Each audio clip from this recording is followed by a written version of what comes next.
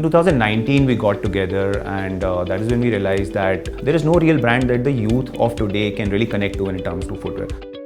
So that's when I realized that yes, nobody else is doing it, why not us?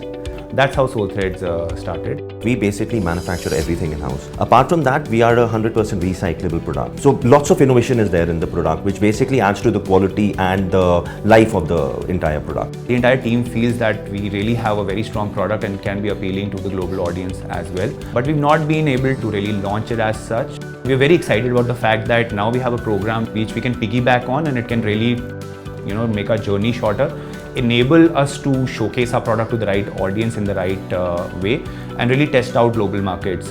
If we do this without, let's say help from Amazon, I think it will take us around 4 to 6 months at least to crack it. And we will make our own mistakes along the way. Right now, we will learn from the best. So if this is a successful journey, then it really encourages us to sort of keep on traversing into other global markets as well.